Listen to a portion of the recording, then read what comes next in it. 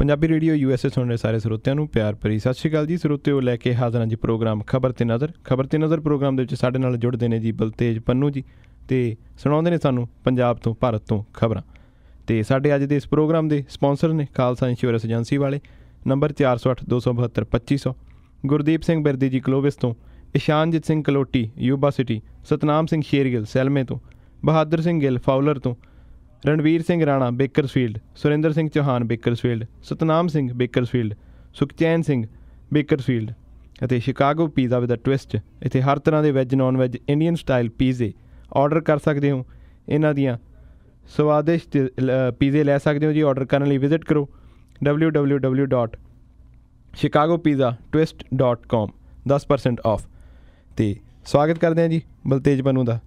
ਸਤਿ ਸ਼੍ਰੀ ਅਕਾਲ ਜੀ, ਸਵਾਗਤ ਹੈ ਜੀ ਪ੍ਰੋਗਰਾਮ ਦੇ ਵਿੱਚ ਜੀ। ਧੰਨਵਾਦ ਜੀ, ਬਹੁਤ ਮਿਹਰਬਾਨੀ ਜੀ। ਅਤੇ ਖਬਰਾਂ ਵੱਲ ਅੱਜ ਦੀਆਂ ਵੱਲ ਨਜ਼ਰ ਮਾਰੀਏ ਤਾਂ ਸਭ ਤੋਂ ਪਹਿਲੀ ਖਬਰ, DGP ਸੁਮੇਧ ਸੈਣੀ ਅੱਜ ਹੋਣਗੇ ਜੀ ਰਿਟਾਇਰ। ਬਿਲਕੁਲ ਜੀ, ਆਪਣੀ ਪੂਰੀ ਜਿਹੜੀ ਆਫਿਸਰ ਦੀ ਉਹਨਾਂ ਦੀ ਲਾਈਫ ਹੈ ਉਹਦੇ ਵਿੱਚ ਵਿਵਾਦਾਂ 'ਚ ਘਿਰੇ ਰਹੇ 1982 ਬੈਚ ਦੇ ਅਧਿਕਾਰੀ ਸੁਮੇਧ ਸੈਣੀ ਅੱਜ 30 ਜੂਨ ਨੂੰ ਸੇਵਾ ਮੁਕਤ ਜਿਹੜਾ ਜੀ ਹੋ ਜਾਣਗੇ, ਰਿਟਾਇਰ ਹੋ ਜਾਣਗੇ। ਇਸ ਪੁਲਿਸ ਅਧਿਕਾਰੀ ਦਾ ਜ਼ਿਆਦਾਤਰ ਸੇਵਾ ਕਾਲ ਵਿਵਾਦਾਂ ਦੇ ਵਿੱਚ ਰਿਹਾ ਜੀ। ਅਕਾਲੀ ਭਾਜਪਾ ਸਰਕਾਰ ਨੇ ਜਦੋਂ ਉਹਨਾਂ ਨੂੰ DGP ਦੇ ਅਹੁਦੇ ਤੋਂ ਲਾਇਆ, ਉਦੋਂ ਵੀ ਬਾਈਬਲ ਕਲਾਂ ਗੋਲੀ ਕਾਂਡ ਕਰਕੇ ਉਦੋਂ ਦੀ ਸਰਕਾਰ ਵੱਡੇ ਸੰਕਟ ਦੇ ਵਿੱਚ ਘਿਰ ਗਈ ਸੀ। ਬਠਿੰਡਾ, ਲੁਧਿਆਣਾ, ਫਿਰੋਜ਼ਪੁਰ ਤੇ ਗੁਰਦਾਸਪੁਰ ਜ਼ਿਲ੍ਹਿਆਂ ਦੇ ਵਿੱਚ SSP ਰਹੇ ਤਾਂ ਉਦੋਂ ਉਹਨਾਂ ਸੰਬੰਧੀ ਵਿਵਾਦ ਪੈਦਾ ਹੁੰਦੇ ਰਹੇ। ਚੰਡੀਗੜ੍ਹ ਦੇ ਜ਼ਿਲ੍ਹਾ ਪੁਲਿਸ ਮੁਖੀ ਹੁੰਦਿਆਂ ਵਿਵਾਦ ਜਿਹੜੇ ਸੀ ਉਹ ਵੀ ਹੁੰਦੇ ਰਹੇ।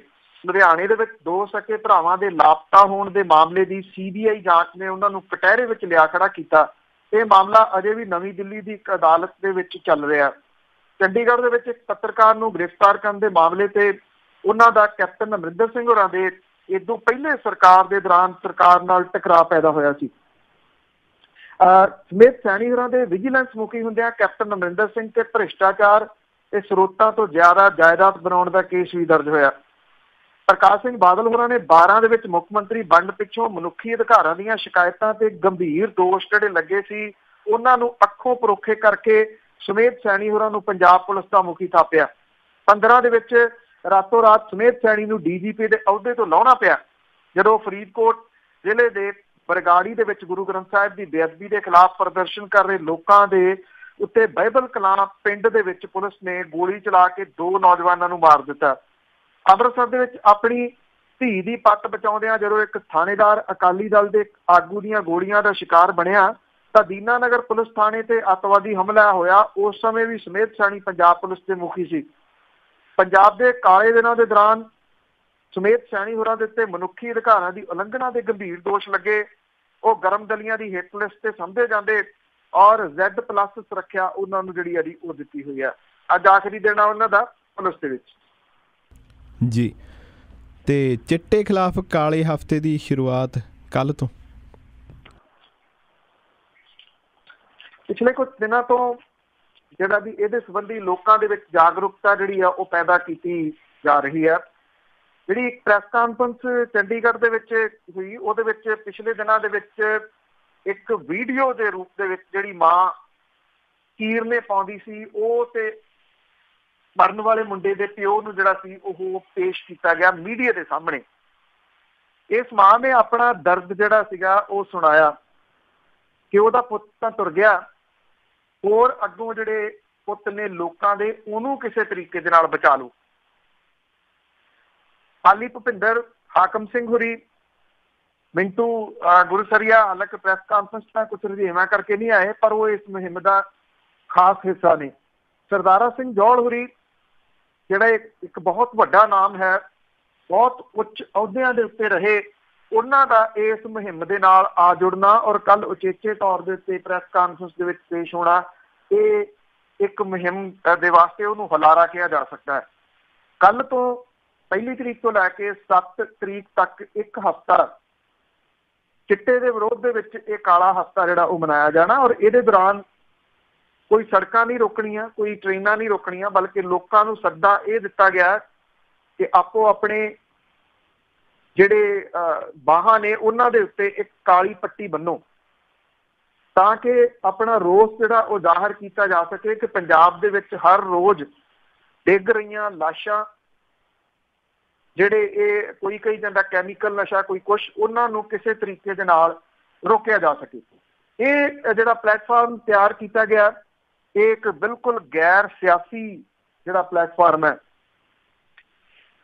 ਚੰਡੀਗੜ੍ਹ ਦੇ ਸੈਕਟਰ 17 ਦੇ ਵਿੱਚ ਵੀ ਇੱਕ ਜਿਹੜੀ ਸੀ ਉਹ ਰੋਸ ਰੈਲੀ ਕੱਢੀ ਗਈ ਔਰ ਲੋਕਾਂ ਨੂੰ ਇਹ ਸੱਦਾ ਦਿੱਤਾ ਗਿਆ ਕਿ ਉਹ ਵੱਧ ਤੋਂ ਵੱਧ ਇਹ ਰੋਸ ਦਾ ਸੁਨੇਹਾ ਲੋਕਾਂ ਤੱਕ ਪਹੁੰਚਾਉਣ, ਤਾਂ ਕਿ ਇਹਨੂੰ ਇੱਕ ਲੋਕ ਲਹਿਰ ਬਣਾਇਆ ਜਾ ਸਕੇ, ਤਾਂ ਕਿ ਨੌਜਵਾਨਾਂ ਦੇ ਵਿੱਚ, ਸਮੁੱਚੇ ਪੰਜਾਬ ਦੇ ਵਿੱਚ ਬੜਾ ਉਤਸ਼ਾਹ ਹੈ ਇਹਨੂੰ ਲੈ ਕੇ, ਔਰ ਆਪੋ ਆਪਣੇ ਤਰੀਕੇ ਦੇ ਨਾਲ, ਆਪੋ ਆਪਣੇ ਤੌਰ ਦੇ ਉੱਤੇ ਜਿਹੜੇ ਆ ਜੀ ਉਹ ਨੌਜਵਾਨ ਇਸ ਲਹਿਰ ਦੇ ਵਿੱਚ ਜਿਹੜਾ ਜੀ ਉਹ ਜੁੜ ਰਹੇ ਆ। ਕੋਈ ਪੋਸਟਰ ਵੰਡ ਰਿਹਾ, ਕੋਈ ਸਟਿੱਕਰ ਲਾ ਰਿਹਾ, ਕੋਈ ਕੁਛ ਕਰ ਰਿਹਾ। ਉਮੀਦ ਇਸ ਗੱਲ ਦੀ ਕੀਤੀ ਜਾ ਸਕਦੀ ਹੈ ਕਿ ਇਹਦੇ ਨਾਲ ਕਮ ਸੇ ਕਮ ਪਿੰਡਾਂ ਕਸਬਿਆਂ ਦੇ ਵਿੱਚ ਇੱਕ ਵੱਡੀ ਜਾਗਰੂਕਤਾ ਪੈਦਾ ਹੋਊਗੀ। ਜੀ, ਤੇ ਪੁਲਿਸ ਮੁਖੀ ਨੇ ਐਸਐਸਪੀ ਤੇ ਡੀਆਈਜੀ ਦੀ 7 ਘੰਟੇ ਮੀਟਿੰਗ ਕੀਤੀ। ਦੇਖੋ, ਕੋਈ ਮੰਨੇ ਜਾਂ ਨਾ ਮੰਨੇ, ਹਾਲਾਂਕਿ ਬਹੁਤੇ ਇਹ ਵੀ ਨਕਾਰੀ ਜਾਂਦੇ ਆ ਕਿ ਇਹ ਤਾਂ ਫੇਸਬੁੱਕ ਦੀ ਮੂਵ ਹੈ, ਫੇਸਬੁੱਕ ਜੋਗੀ ਜਿਹੜੀ ਹੈ ਜੀ ਉਹ ਰਹਿ ਜਾਣੀ ਆ, ਪਰ ਇਹ ਇੱਕ ਰਿਐਲਿਟੀ ਹੈ ਕਿ ਇਸ ਵੇਲੇ ਇਸ ਮੁਹਿੰਮ ਦੀ ਵਜ੍ਹਾ ਕਰਕੇ ਉਹ ਸੋਚਣ ਦੇ ਵਾਸਤੇ ਮਜਬੂਰ ਹੋਣਾ ਪੈ ਰਿਹਾ। ਪੁਲਿਸ ਦੇ ਡੀਜੀਪੀ ਜਿਹੜੇ ਨੇ ਸੁਰੇਸ਼ ਅਰੋੜਾ ਹੋਰਾਂ ਨੇ ਸਾਰੇ ਡਿਸਟ੍ਰਿਕਟ ਦੇ ਐਸਐਸਪੀ, ਡੀਆਈਜੀ ਤੇ ਆਈਜੀ ਇਹਨਾਂ ਦੇ ਨਾਲ ਇੱਕ ਬਹੁਤ ਲੰਬੀ ਮੀਟਿੰਗ ਕੀਤੀ। ਸ਼ਾਇਦ ਜਿਉਂ ਸਰਕਾਰ ਬਣੀ ਆ 1.25 ਸਾਲ ਪਹਿਲਾਂ, ਉਦੋਂ ਬਾਅਦ ਇਹ ਸਭ ਤੋਂ ਲੰਬੀ ਮੀਟਿੰਗ ਸੀ ਸਾਰੇ ਡਿਸਟ੍ਰਿਕਟ ਦੇ ਪੁਲਿਸ ਮੁਖੀਆਂ ਦੇ ਨਾਲ। 7 ਘੰਟੇ ਤੋਂ ਵੀ ਵੱਧ ਸਮਾਂ ਇਹ ਮੀਟਿੰਗ ਜਿਹੜੀ ਚੱਲੀ। ਇਹਦੇ ਵਿੱਚ ਡੀਜੀਪੀ ਇੰਟੈਲੀਜੈਂਸ, ਡੀਜੀਪੀ ਅਮਨ ਕਾਨੂੰਨ ਸਣੇ ਸਾਰੇ ਅਧਿਕਾਰੀ ਜਿਹੜੇ ਉਹ ਹਾਜ਼ਰ ਸੀਗੇ।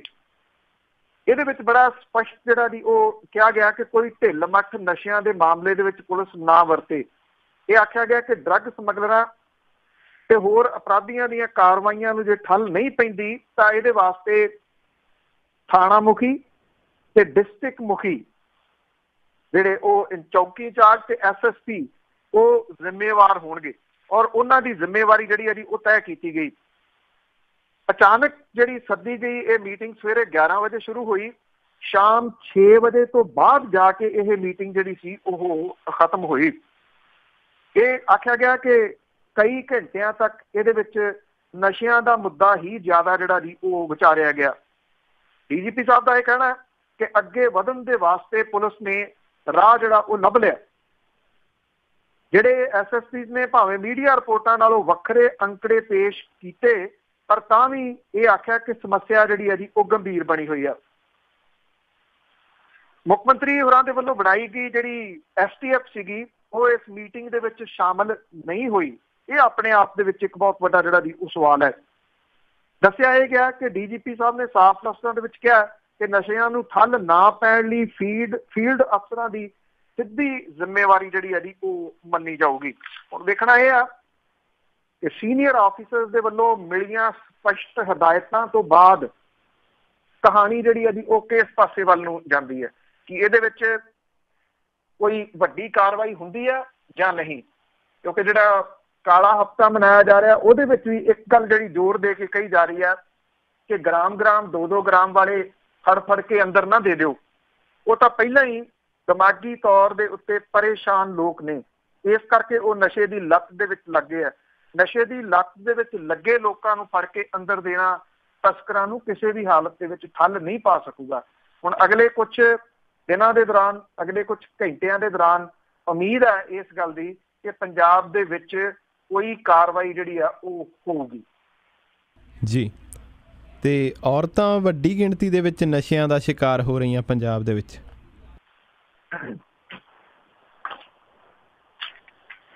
ਪੰਜਾਬ ਜਿਹੜਾ ਜੀ ਉਹ ਚੁਫੇਰੇ ਤੋਂ ਇਹਨਾਂ ਨਸ਼ਿਆਂ ਦੇ ਵਿੱਚ, ਇਸ ਦਲਦਲ ਦੇ ਵਿੱਚ ਜਿਹੜਾ ਜੀ ਉਹ ਫਸ ਰਿਹਾ। ਨੌਜਵਾਨ ਤਾਂ ਫਸ ਹੀ ਰਹੇ ਆ, ਔਰਤਾਂ ਵੀ ਜਿਹੜਾ ਇਹਦਾ ਸ਼ਿਕਾਰ ਹੋ ਰਹੀਆਂ ਨੇ।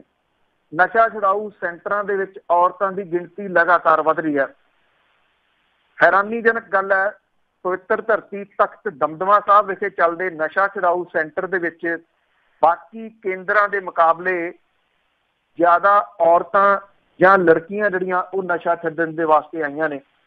ਰਾਈਟ ਟੂ ਇਨਫੋਰਮੇਸ਼ਨ ਐਕਟ ਦੇ ਮੁਤਾਬਕ ਜਿਹੜੀ ਜਾਣਕਾਰੀ ਉਹਦੇ ਮੁਤਾਬਕ 12 ਤੋਂ ਲੈ ਕੇ 17-18 ਤੱਕ ਨਸ਼ਾ ਛੁਡਾਊ ਸੈਂਟਰਾਂ ਦੇ ਵਿੱਚ OPD 6674 ਔਰਤਾਂ ਆਈਆਂ।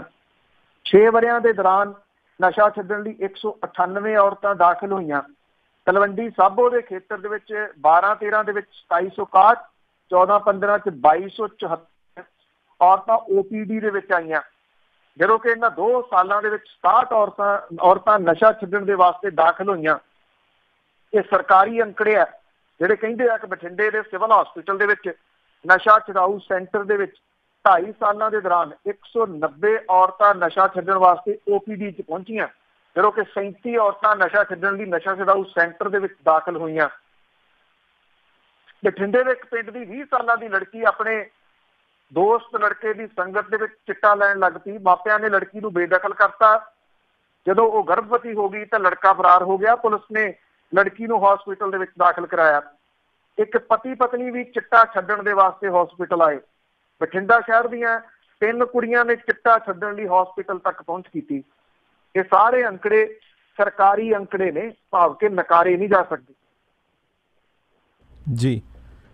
ਤੇ ਥਾਣੇਦਾਰ ਤੇ ਰੀਡਰ ਤੇ ਵੀ ਲੱਗੇ ਕੁੜੀ ਨੂੰ ਨਸ਼ਾ ਦੇਣ ਦੇ ਇਲਜ਼ਾਮ। ਇਹ ਆਪਣੇ ਆਪ ਦੇ ਵਿੱਚ ਦੇਖੋ, ਹੁਣ ਸਾਰੀਆਂ ਅਖਬਾਰਾਂ ਜਿਹੜੀਆਂ ਦੀ ਇਹਨਾਂ ਖਬਰਾਂ ਦੇ ਨਾਲ ਭਰੀਆਂ ਪਈਆਂ ਨੇ। ਚਲੋ ਇੱਕ ਗੱਲ ਤਾਂ ਜਿਹੜੀ ਇਹਦੀ ਇਹ ਕਹੀ ਜਾ ਸਕਦੀ ਹੈ ਕਿ ਇੱਕ ਜਿਹੜੀ ਬਹਿਸ ਛਿੜਨੀ ਚਾਹੀਦੀ ਸੀ ਉਹ ਬਹਿਸ ਛਿੜ ਪਈ। ਇਹ ਵੱਖ-ਵੱਖ ਖਬਰਾਂ ਜਾਂ ਜਿਹੜਾ ਮੀਡੀਆ ਹੈ ਜੀ ਉਹ ਵੀ ਇਸ ਪਾਸੇ ਵੱਲ ਨੂੰ ਹੁਣ ਸਾਰਾ ਤੁਰਿਆ ਕਿ ਇਹ ਜੋ ਕੁਝ ਹੋ ਰਿਹਾ ਇਹ ਲਾਸ਼ਾਂ ਕਿਸੇ ਤਰੀਕੇ ਦੇ ਨਾਲ ਰੁਕਣ। ਇੱਕ ਤਾਂ ਜਿਹੜੀ ਲੜਕੀ ਨੇ ਮੂੰਹ ਬੰਨ ਕੇ ਪਹਿਲਾਂ ਇਲਜ਼ਾਮ ਲਾਏ ਸੀਗੇ DSP ਦੇ ਉੱਤੇ, ਉਹ ਮੂੰਹ ਖੋਲ ਕੇ ਆਪਣਾ ਜਿਹੜਾ ਜੀ ਉਹ ਸਾਹਮਣੇ ਆ ਗਈ। ਇਹ ਇੱਕ ਪੋਜ਼ਿਟਿਵ ਗੱਲ ਜਿਹੜੀ ਉਹ ਕਹੀ ਜਾ ਸਕਦੀ ਹੈ।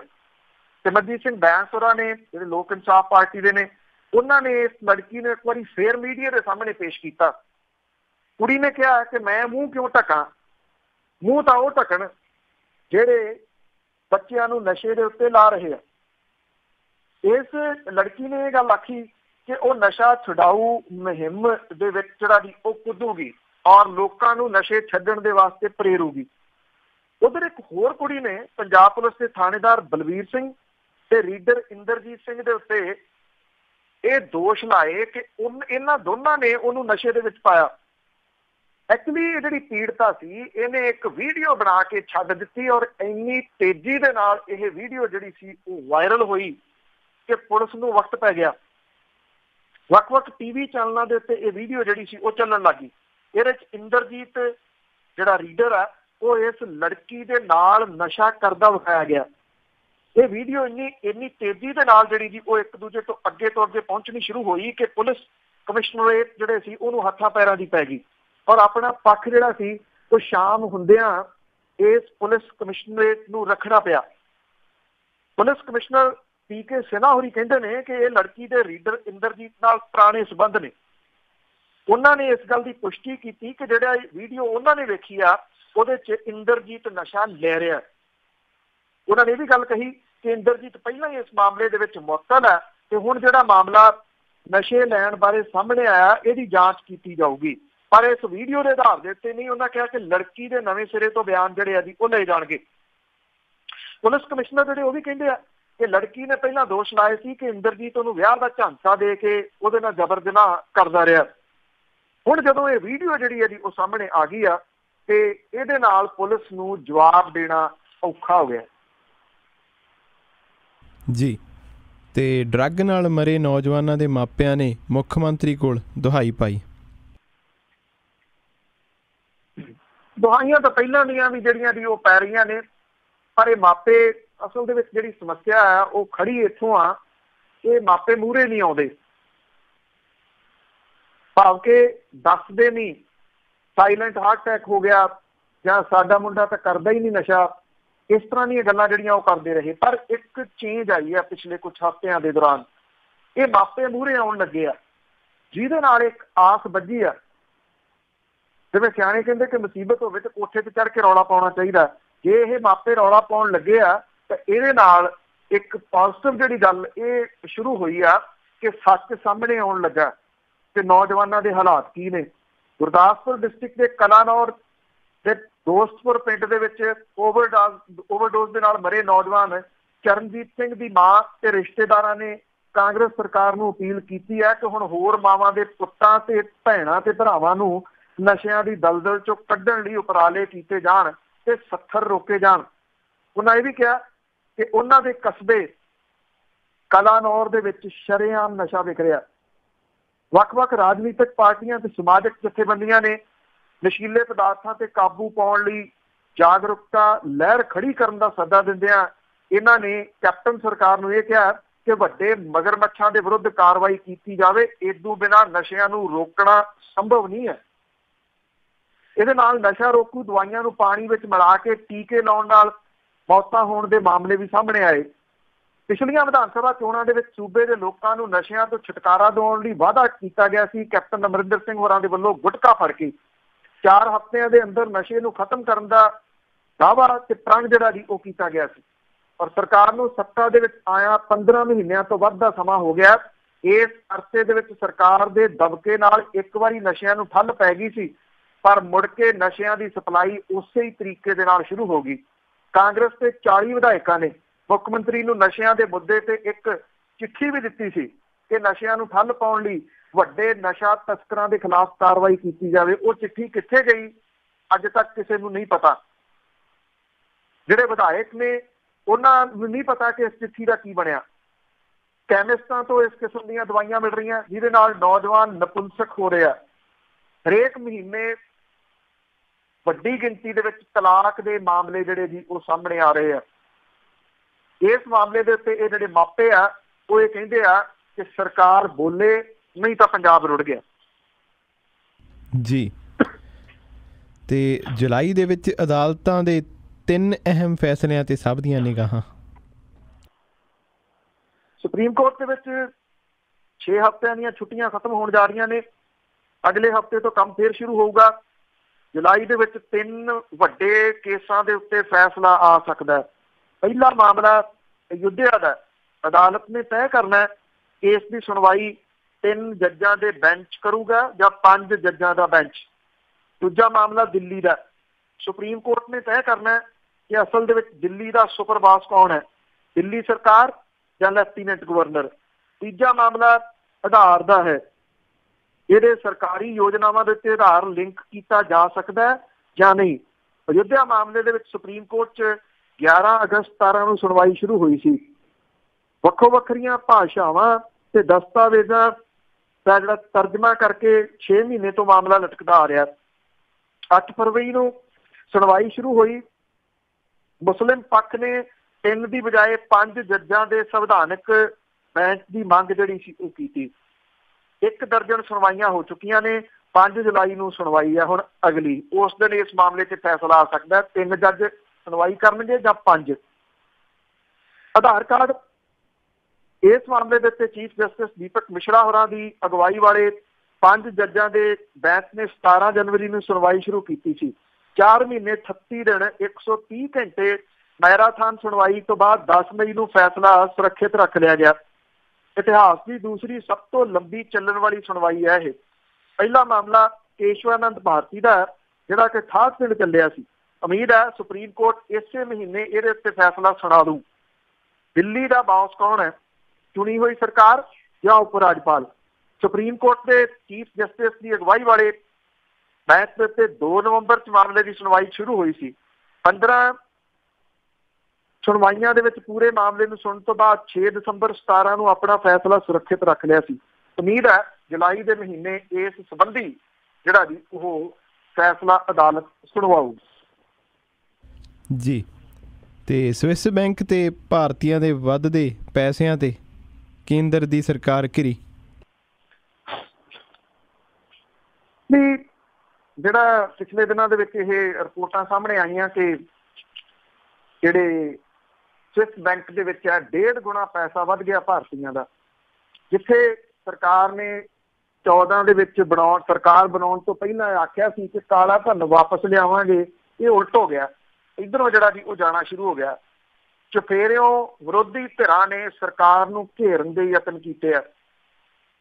ਭਾਰਤੀਆਂ ਦੇ ਵੱਲੋਂ ਇਸ ਬੈਂਕਾਂ ਦੇ ਵਿੱਚ ਜਮ੍ਹਾਂ ਕਰਵਾਏ ਗਏ ਇਸ ਧਨ ਦੇ ਮਾਮਲੇ ਦੇ ਵਿੱਚ ਸਾਬਕਾ ਵਿੱਤ ਮੰਤਰੀ ਪੀ ਚਿਦੰਬਰਮ ਹੋਰਾਂ ਦੇ ਵੱਲੋਂ ਪੈਸਾ ਬਾਹਰ ਭੇਜਣ ਦੀ ਸ਼ੁਰੂ ਕੀਤੀ ਗਈ ਨਰਮ ਯੋਜਨਾ ਕਰਕੇ ਕਿਹਾ ਗਿਆ ਕਿ ਵਾਧਾ ਹੋਇਆ। ਜਿਹੜੀ ਸਰਕਾਰ ਹੈ ਉਹਨੂੰ ਹਾਲ ਦੀ ਘੜੀ ਜਵਾਬ ਜਿਹੜਾ ਉਹ ਦੇਣਾ ਔਖਾ ਹੋ ਰਿਹਾ। ਸਰਕਾਰ ਨੇ ਰੁਪਈਏ ਦੀ ਜਿਹੜੀ ਗਿਰਾਵਟ ਦੇ ਨਾਲ ਨਜਿੱਠਣ ਲਈ ਸਰਕਾਰ ਨੇ ਤੁਰੰਤ ਕੋਈ ਕਦਮ ਚੁੱਕਣ ਤੋਂ ਨਾ ਜਿਹੜੀ ਉਹ ਕੀਤੀ ਆ। ਵਿੱਤ ਮੰਤਰੀ ਪੀਯੂਸ਼ ਗੋਇਲ ਨੇ ਕਿਹਾ ਕਿ ਦਵੱਲੀ ਟੈਕਸ ਸੰਧੀ ਤਹਿਤ ਅਗਲੇ ਸਾਲ ਤੋਂ ਸਰਕਾਰ ਨੂੰ ਸਵਿਟਜ਼ਰਲੈਂਡ ਤੋਂ ਭਾਰਤੀਆਂ ਦੇ ਬੈਂਕ ਖਾਤਿਆਂ ਬਾਰੇ ਵੇਰਵੇ ਮਿਲਣੇ ਸ਼ੁਰੂ ਹੋ ਜਾਣਗੇ। ਪੀਯੂਸ਼ ਗੋਇਲ ਟੈਂਪਰੇਰੀ ਤੌਰ ਦੇ ਉੱਤੇ ਫਾਈਨੈਂਸ ਮਿਨਿਸਟਰੀ ਦੇਖ ਰਹੇ ਆ ਕਿਉਂਕਿ ਅਰੁਣ ਜੇਤਲੀ ਹੋਰੀ ਬਿਮਾਰ ਨੇ ਪਿਛਲੇ ਕੁਝ ਸਮੇਂ ਤੋਂ। ਉਧਰ ਜਿਹੜੇ ਕੇਂਦਰੀ ਮੰਤਰੀ ਨੇ ਅਰੁਣ ਜੇਤਲੀ, ਉਹਨੇ ਭਾਰਤੀਆਂ ਨੂੰ ਚੇਤਾਵਨੀ ਦਿੱਤੀ ਆ ਕਿ ਜੇ ਉਹਨਾਂ ਦਾ ਸਵਿਸ ਬੈਂਕਾਂ 'ਚ ਗੈਰ ਕਾਨੂੰਨੀ ਪੈਸਾ ਹੈ ਤਾਂ ਉਹਦੇ ਖਿਲਾਫ ਕਾਲੇ ਧਨ ਕਾਨੂੰਨ ਤਹਿਤ ਕਾਰਵਾਈ ਜਿਹੜੀ ਹੈ ਜੀ ਉਹ ਆਰੰਭੀ ਜਾਊਗੀ।